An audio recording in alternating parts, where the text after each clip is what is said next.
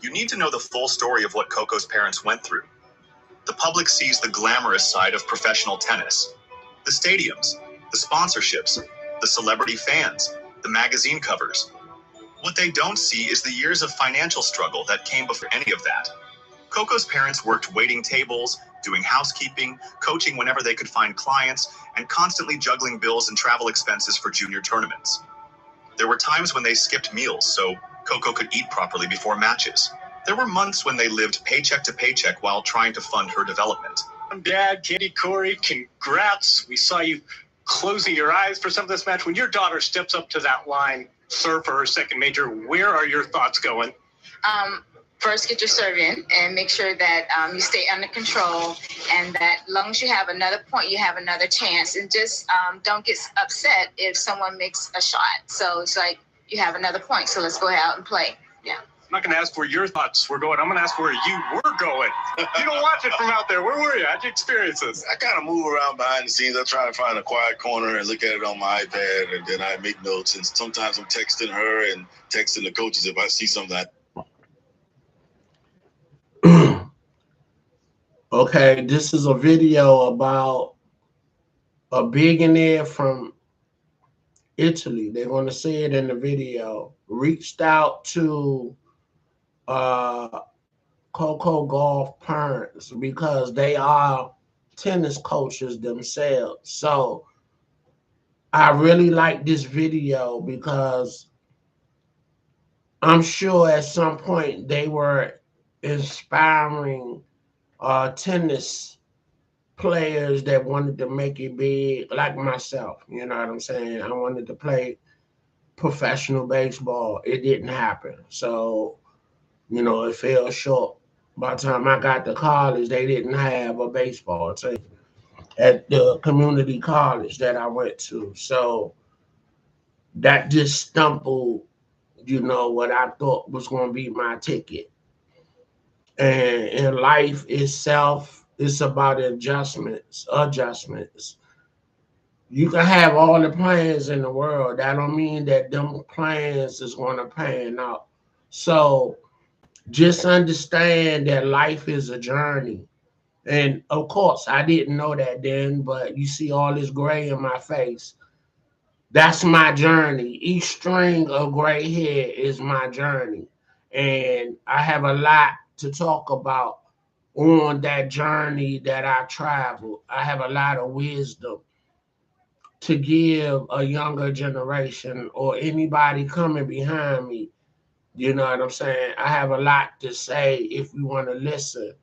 Therefore, you know, it ain't about me about this video. What I'm trying to say is Cocco Gauff parents were, I'm sure, you know, good tennis players, but probably wasn't good enough to make it. But they poured their time into training her to be great. And she genuinely loved tennis. So she was receptive to learn and train, and that's what it takes to get to the next level. And they sacrifice financially.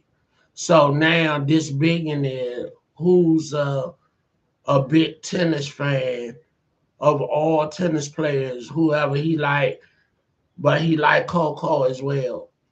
And he offered to give her parents a job at $200,000 a month to be a consultant, meaning they know what it takes to build champions. So therefore, he want to give them a job to train and have a trained eye on the future of tennis.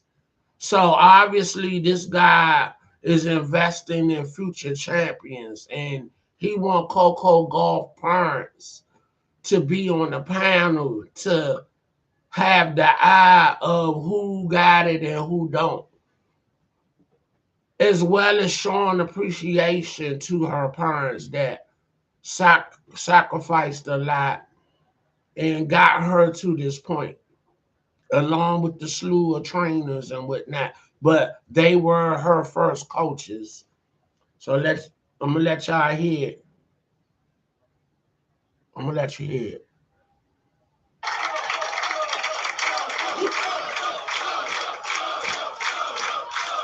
This is beautiful.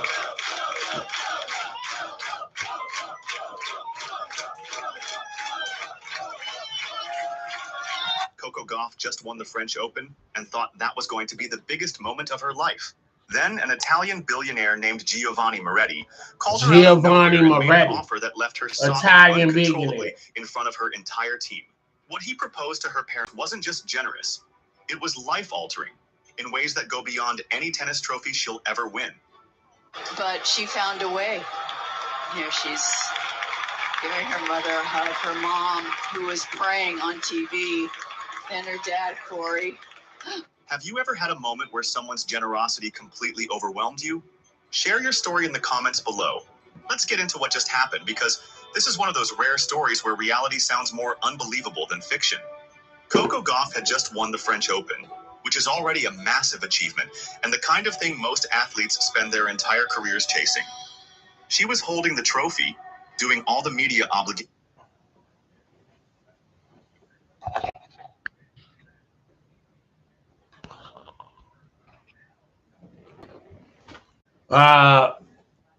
Those that don't know, my family member, let me pull him up, is Trinidad Chambers, and he's the quarterback of Ole Miss. And they beating the dog doo-doo out of Senegal. Last time I checked, the score was 42-0. And it's just a pleasure that to see my family member, doing their thing and putting their name on his back and representing, you know what I'm saying? So let me take y'all for a little ride right quick. That I would fear more playing on a given Saturday than Trinidad Chambliss at Ole Miss. Whoa. Not one. There's something about this cat right now, Trinidad, with Lane Kiffin more dialed in and a step ahead, maybe 2 steps ahead, every other defensive coordinator that he's facing, including Kirby Smart, including Brent Venables. I just don't want to play these guys. I'm watching a guy who now has fast eyes. Lane has gotten him to the point where he totally 100% understands where to look with those eyes, what he's looking for, and what the beater is. I'm also here to tell you, while he's a work in progress as a passer, and I'm not saying he's ever going to be this really good starter in the NFL, I'm drafting Trinidad at some point in April. There is not a quarterback in the SEC that I would fear more playing on a given Saturday than Trinidad Chambliss at Ole Miss. Not one. There's something about this cat right now, Trinidad, with Lane Kiffin more dialed in and a step ahead, maybe 2 steps ahead, every other defensive coordinator that he's facing, including Kirby Smart, including Brent Venables. I just don't want to play these guys. I'm watching a guy who now has fast eyes. Lane has gotten him to the point where he totally 100% understands where to look with those eyes, what he's looking for, and what the beater is. I'm also here to tell you, while he's a work in progress as a passer, and I'm not saying he's ever going to be this really good starter in the NFL, I'm drafting Trinidad at some point in April.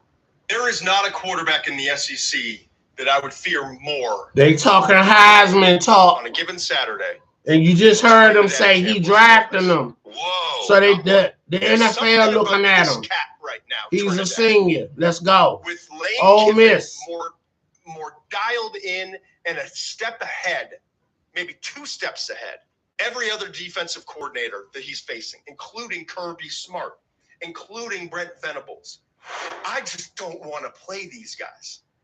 I'm watching a guy who now has fast eyes. Lane has gotten him to the point where he totally 100% understands where to look with those eyes, what he's looking for, and what the beater is. I'm also here to tell you, while he's a work in progress as a passer, and I'm not saying he's ever going to be this really good starter in the NFL, I'm drafting Trinidad at some point in April.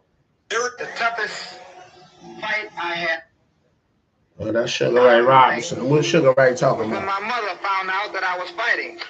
Tell us about that. Come on now. Well, you know, my name not being originally Robinson, my name really being Walter Smith, I changed my name, rather I borrowed a friend of mine's birth certificate, who was Ray Robinson, in order to obtain a boxing license. And when I become of age, I had hoped to give him his birth certificate back and his name. And I started fighting as an amateur under the name of Ray Robinson. And thanks to God, I was very successful in popularizing his name, and I had to keep it. Is he using Smith today? No. And for a long time, I sort of baffled my mother because of the different name. But one day, she looked in a paper and saw a picture of me, but it had Ray Robinson. And that's about the worst whipping I ever got. Okay, that's funny. Yeah, that's what's up. Yeah, so we just learned something together. Sugar Ray Robinson, real name is Walter Smith. And he was too young to get a boxing license, so he borrowed a friend's birth certificate and got that license, and the rest is history. He's one of the best boxers ever. Sugar Ray Leonard named himself after him, and Sugar Shane Mosley named himself after him. And he's a best boxer. You know what I'm saying? So he's a boxer. He's a boxer's boxer. If you get what I'm trying to say, you know what I'm saying? Like that term, he's a man's man. You know, real men like real men that emulate what they represent. So boxers like real boxers that emulate and represent greatness and champion. All right. So that's what I'm trying to say. So yeah, that's what's up.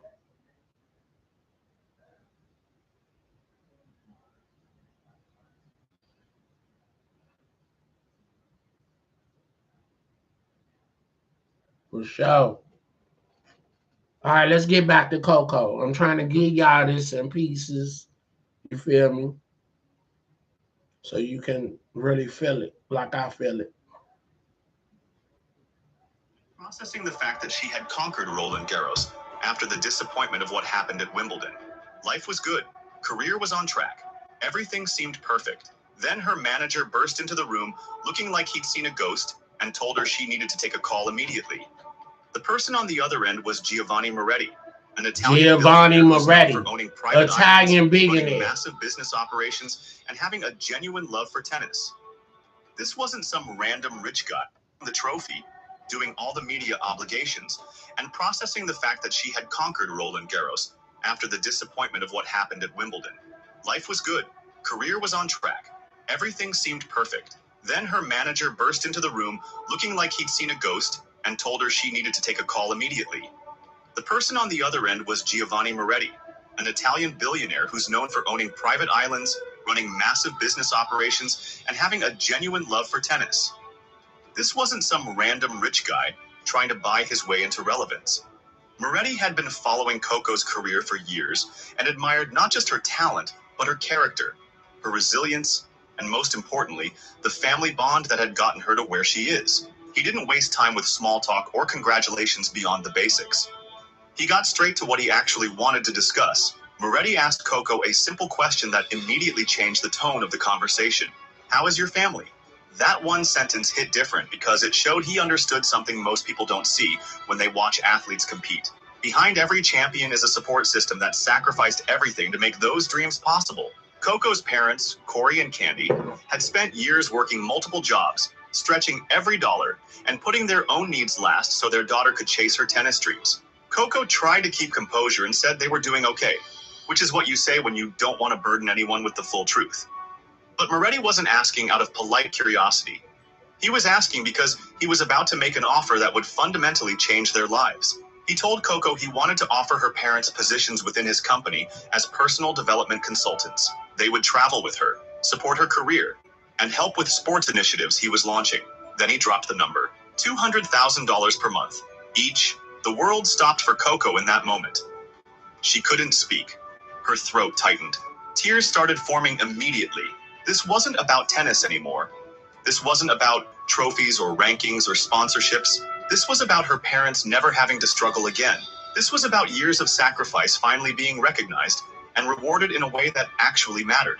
She pressed her hand over her mouth, trying to process what she'd just heard, and all she could manage to whisper was that she didn't know what to say. Moretti responded with something that made the whole thing even more powerful. He told her to say nothing, that she had given joy to millions through her tennis, and now he wanted to give something back by ensuring her parents had the comfort they deserved. That's when Cocco completely broke down. These weren't tears of sadness or stress. These were tears of relief, gratitude, and overwhelming emotion about what this meant for the people who had given her everything. Today was the first time I've ever seen my dad cry. He doesn't want me to tell you all that, but he got caught in 4K.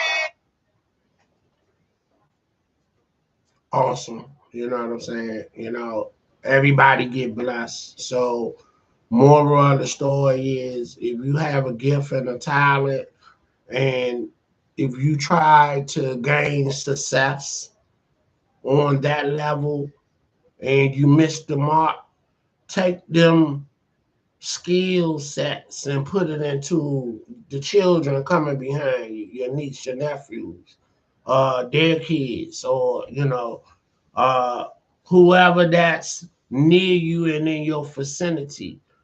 Try to put that training into them so they can be great. You know what I'm saying? I like to say that you know, I have a cousin, an older cousin that played in Major League Baseball. You know, I was trying to, you know, get there myself and I missed the mark. But his name is Christopher Chambers. Chris Chambers. Played for the Yankees. He got 3 World Series rings. And yeah, let me pull that up for you. You know, I'm gonna show you how greatness run in my family. You feel me?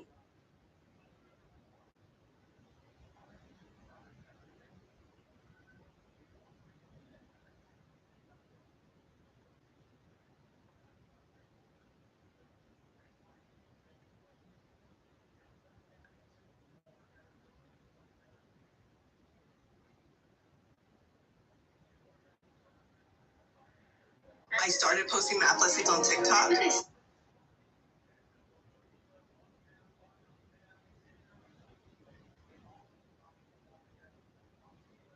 He hit the home run that won the game in the 1976 series.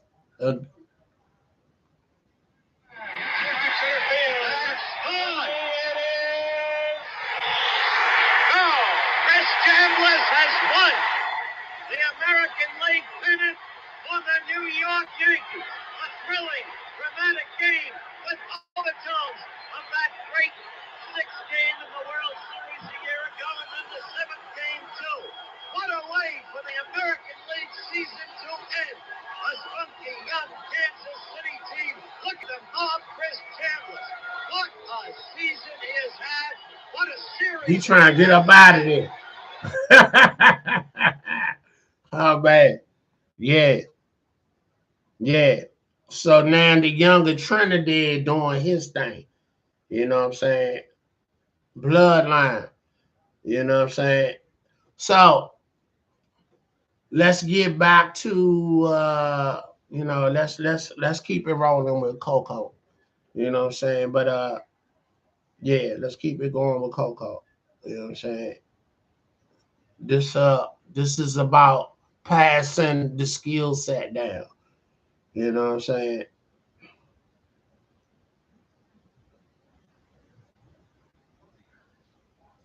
Completely broke down. These weren't tears of sadness or stress. These were tears of relief, gratitude, and overwhelming emotion about what this meant for the people who had given her everything. Today was the first time I've ever seen my dad cry. He doesn't want me to tell you all that, but he got caught in 4K. You know, he thinks he's so hard, but you know, it's not so So thank you guys. I mean, you believed in me from the beginning. I've been coming to this tournament. My dad took me to this tournament, sitting right there watching Venus and Serena compete. So it's really incredible to be on this stage. You know, growing up, there wasn't too many just Black tennis players dominating the sport. It was literally, I mean, at that time when I was younger, it was just them that I can remember. And obviously more came because of their legacy, so it made the dream more believable. But all the things that they had to go through, they made it easier for someone like me. To understand why this hit so hard, you need to know the full story of what Cocco's parents went through. The public sees the glamorous side of professional tennis. The stadiums, the sponsorships, the celebrity fans, the magazine covers. What they don't see is the years of financial struggle that came before any of that. Cocco's parents worked waiting tables, doing housekeeping, coaching whenever they could find clients, and constantly juggling bills and travel expenses for junior tournaments. There were times when they skipped meals so Cocco could eat properly before matches. There were months when they lived paycheck to paycheck while trying to fund her development.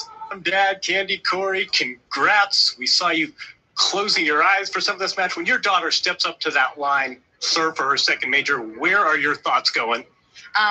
First, get your serve in and make sure that you stay under control, and that as long as you have another point, you have another chance. And just don't get upset if someone makes a shot. So it's like you have another point, so let's go out and play. Yeah. I'm not going to ask where your thoughts were going. I'm going to ask where you were going. You don't watch it from out there. Where were you? How'd you experience this? I kind of move around behind the scenes. I try to find a quiet corner and look at it on my iPad, and then I make notes. And sometimes I'm texting her and texting the coaches if I see something I think they can't see. Even after Cocco became a global name and started making money from tennis, her parents continued working regular jobs. That wasn't because they needed to financially at that point. It was because of pride, humility, and not wanting to rely solely on their daughter's income. They had spent their whole lives working and couldn't just flip a switch and stop, even when circumstances changed. Cocco had said multiple times in interviews that her parents work harder than anyone she knows, and you could hear the weight in her voice when she talked about it. Quite understandably, I see your emotional tears in your eyes still. What did today represent? It represents, like Cocco alluded to before, that sometimes when you have a loss and you get down on yourself, but learning that you can pick up, the sun will rise the next day, and just keep working at your craft. If this is your passion, you got to give it your all. And what Cocco did today was amazing. She never gave up. She fought to the end, and she gave herself the opportunity to hold up the trophy. That pressure became part of what drove Cocco. Watching her parents struggle financially was a silent motivator that pushed her into extra practice sessions and kept her going when she felt like quitting. After her Wimbledon loss, which emotionally shattered her confidence, she told herself that she couldn't let her family down and that she had to keep fighting because their sacrifices couldn't be for nothing. That pain and pressure became the fuel that carried her to the French Open title. She was playing not just for herself, but for the people who had given up everything to get her there. When Moretti made the offer, all of that history came flooding back. This wasn't just about money or a job opportunity. This was about her parents finally being able to breathe after years of holding everything together through sheer willpower and determination. Cocco's team watched her sob during that phone call, and they realized they were witnessing something far more significant than a business deal. This was a daughter's dream of taking care of her parents coming true in a way she never could have imagined. After she got off the phone, Cocco had to tell her parents what just happened. They were in the next room, assuming she was just overwhelmed by media pressure or the emotion of winning a Grand Slam. Instead, she walked in with red eyes and trembling hands, fell into their arms, and whispered that they didn't have to work anymore because someone wanted to take care of them. Her mother started crying first. Her father, who's normally stoic and composed, slowly sat down completely speechless. This wasn't about the dollar amount. This was about finally being released from decades of financial stress and sacrifice. The broader context of this story makes it even more powerful. Athletes talk all the time about wanting to take care of their families, and many of them do through contracts and endorsements. But there's something different about an outside benefactor recognizing the sacrifice of parents and stepping in to honor that in such a direct way. Moretti didn't have to do this. He's a billionaire with infinite other ways to spend his money, but he saw something in Cocco's family story that resonated with him, and he decided to act on it in a way that would fundamentally change their lives. The amount itself is staggering when you actually break it down. $200,000 per month each means Cocco's parents are now making $400,000 combined every single month. That's $4.8 million per year. For people who spent years working multiple jobs just to make ends meet, that kind of financial security is literally life-changing. They'll never have to worry about bills again. They'll never have to skip meals or stress about travel expenses or wonder how they're going to afford the next tournament. That burden is completely gone. But beyond the financial aspect, there's the emotional and psychological relief this provides. Cocco had been carrying the weight of wanting to repay her parents for everything they'd done. And that pressure was affecting her mentally, even if she didn't always talk about it publicly. After her Wimbledon loss, she admitted that the expectations and pressure had gotten to her. Part of that pressure was self-imposed, because she felt like she owed it to her family to succeed. All right.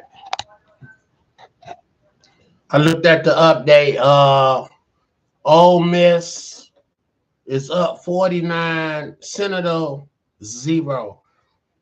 Game is over. Let's see if the highlights is on YouTube. Show y'all how Cuz giving it up.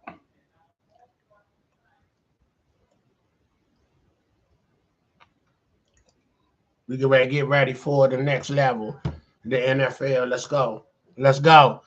Get used to seeing that name, Chambers. Let's go.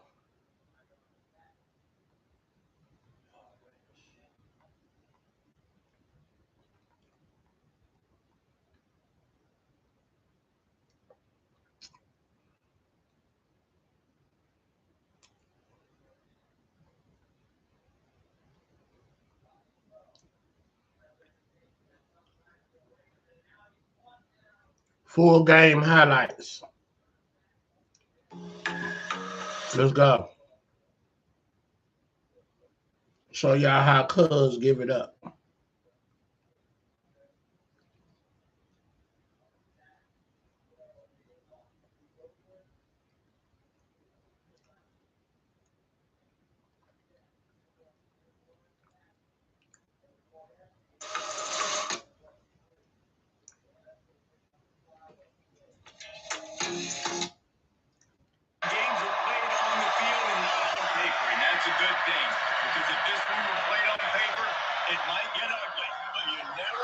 Going to happen. Welcome to Vaught Hemingway Stadium, home of the Ole Miss Rebels. Let's go.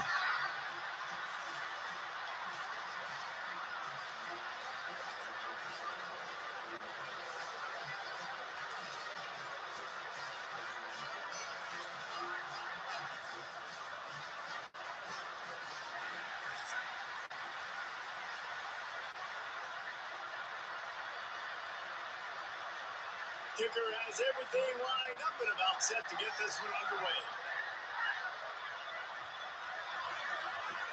He'll start the return inside his stride. Didn't find any crease in that kickoff coverage, and he'll be stopped at the 17. The Rebels offense will have the football first. Every team has impact players. What traits are you looking for when it comes to players who can make an impact, David? Well, obviously, you want the main things, right? Speed, physicality, like all power, all those things are really, really good. But you also need guys that will hold people accountable, guys that will lead. And it's nice to have those guys on your team. They're the leaders of the team, and they're the best players.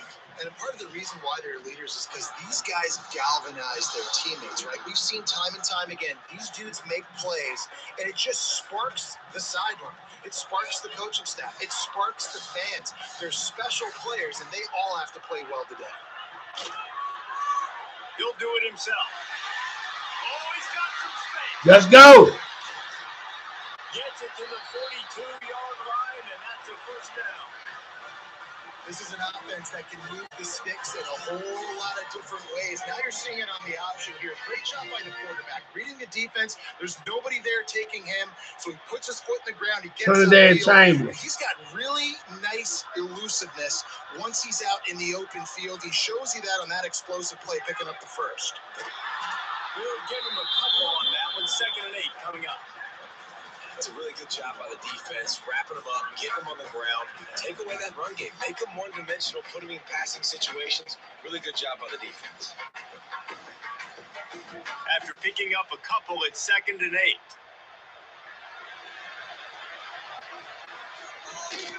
From the gun, running back on the move. This junior making his presence felt and making the stop after a short gain.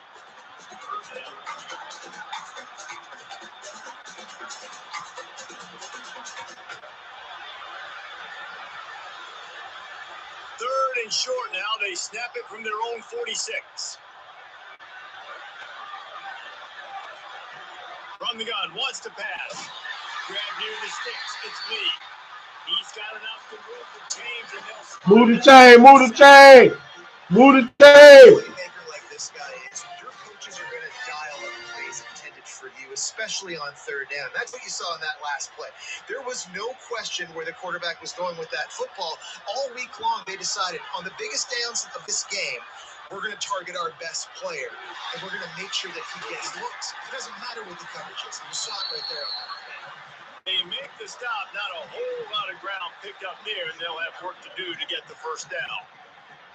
Ooh, and that was close for the offense. They try to go wide receiver screen. They're counting on that receiver beating that defender. Wasn't able to make a miss that time, but if I'm on offense, I'm going back to that play later. Now the play fake. Just too much of a rush, and down goes the quarterback just behind the midfield stripe at the 49. All right, we good, we good. Pass success has a lot to do with selling that fake. You could tell defense was not buying it, got in the backfield, got the big play.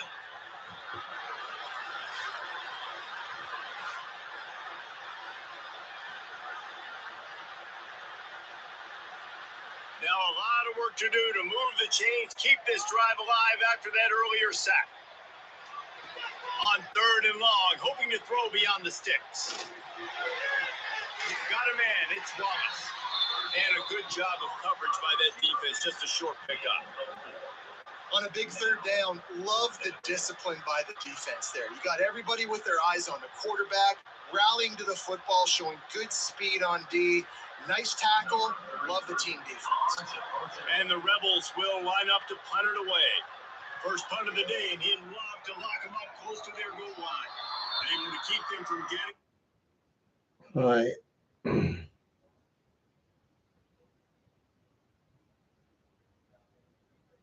Cable prices have your wallet.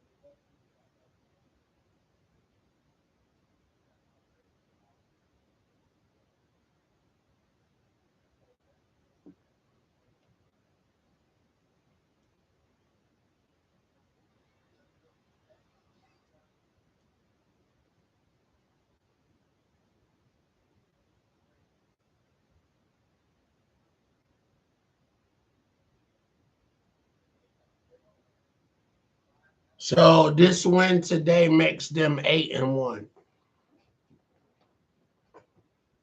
Just so y'all know.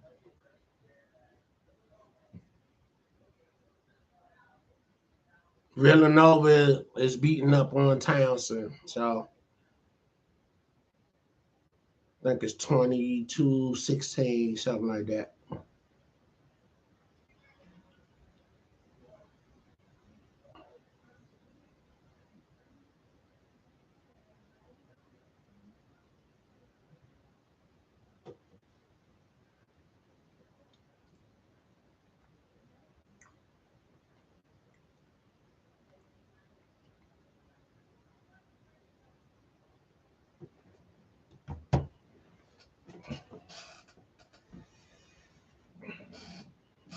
Food getting cold. I'm pissed that they didn't show the game on regular at SEC. It was on some kind of streaming network.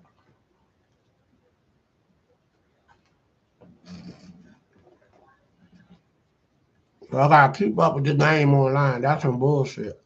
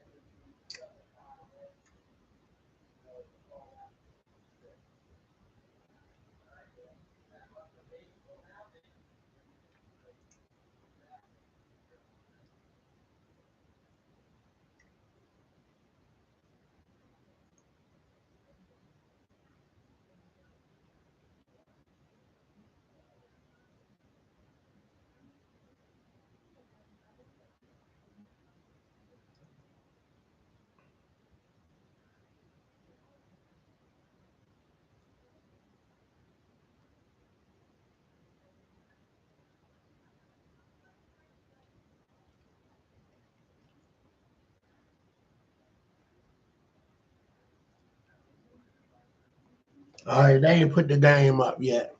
It just went off, so.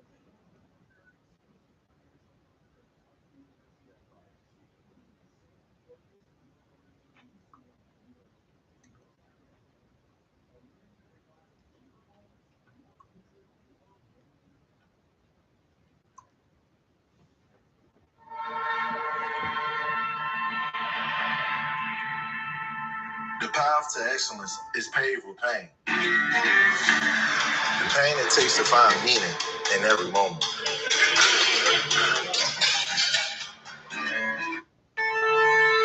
Let's go. That's how we giving it up. The path to excellence is paved with pain. The pain it takes to find meaning in Let's every go. moment.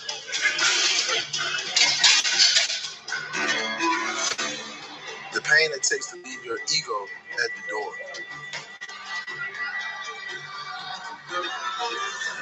The pain you learn to live with when you never take a day off. Never forget the pain that brought you here.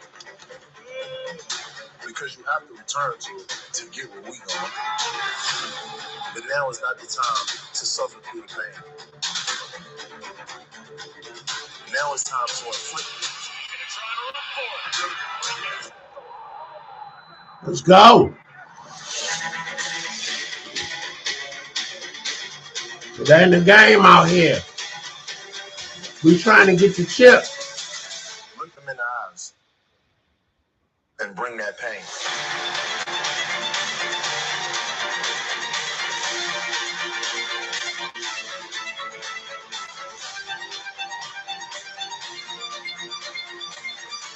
Ole Miss, baby. Let's go.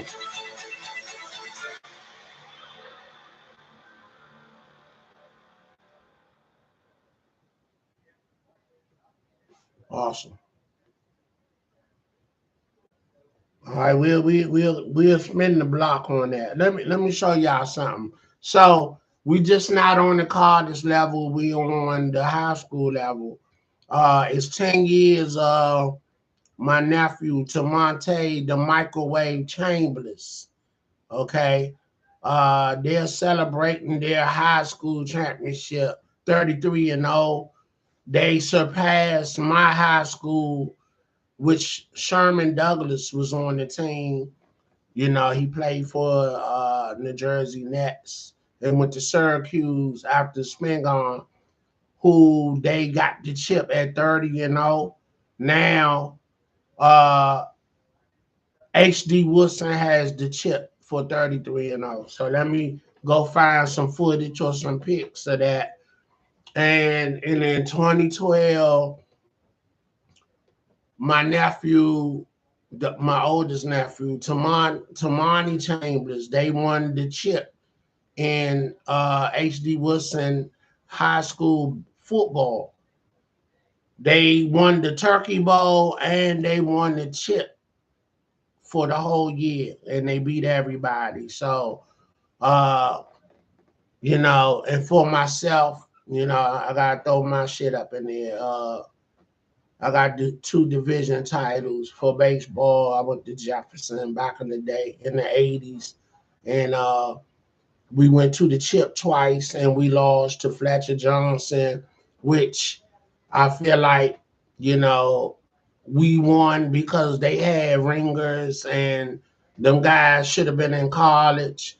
And, you know, so, you know, and I say that to say, if you play AAU ball, even though this was organized school sports, you know, they still check the ages now.